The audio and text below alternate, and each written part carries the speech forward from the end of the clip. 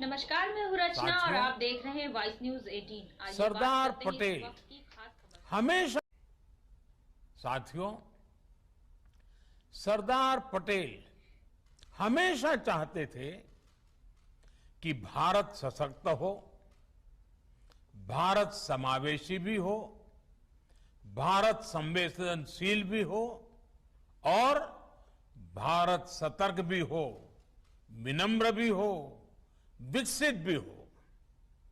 उन्होंने देश हित को हमेशा सर्वोपरि रखा।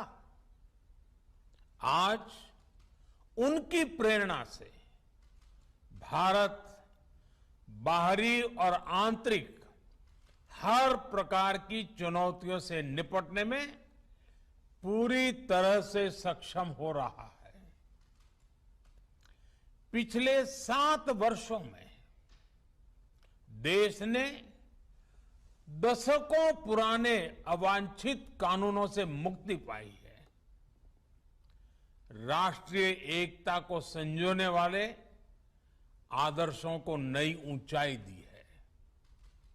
जम्मू कश्मीर हो, नॉर्थ ईस्ट हो या हिमालय का कोई गांव, आज सभी प्रगति के पथ पर अग्रसर है। देश में हो रहा आधुनिक इंफ्रास्ट्रक्चर का निर्माण देश में भौगोलिक और सांस्कृतिक दूरियों को मिटाने का काम कर रहा है। जब देश के लोगों को एक हिस्से से दूसरे हिस्से में जाने से पहले ही 100 बार सोचना पड़े तो फिर काम कैसे चलेगा।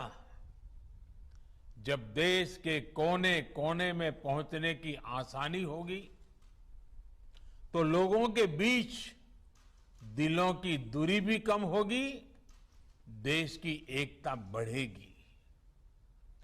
एक भारत श्रेष्ठ भारत की इसी भावना को मजबूत करते हुए आज देश में सामाजिक, आर्थिक और संवैधानिक एकीकरण का महायज्ञ चल रहा है।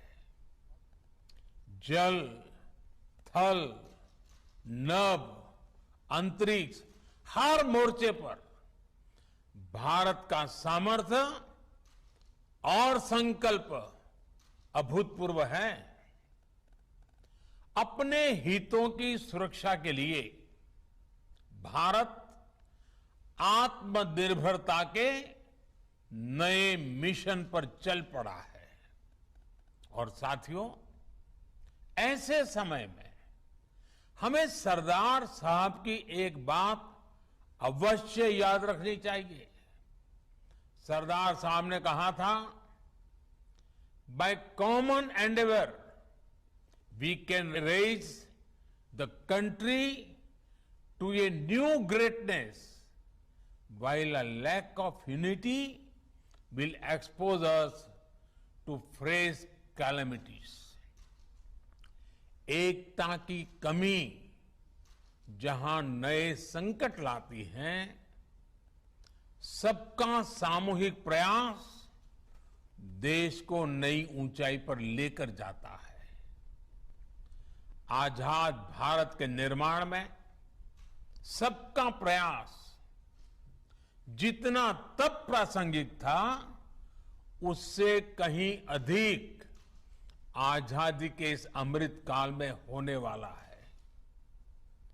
आजादी का यह अमृत काल विकास की अभूतपूर्व गति का है, कठिन लक्ष्यों को हासिल करने का है। ये अमृतकाल सरदार साहब के सपनों के भारत के नवनिर्माण का है।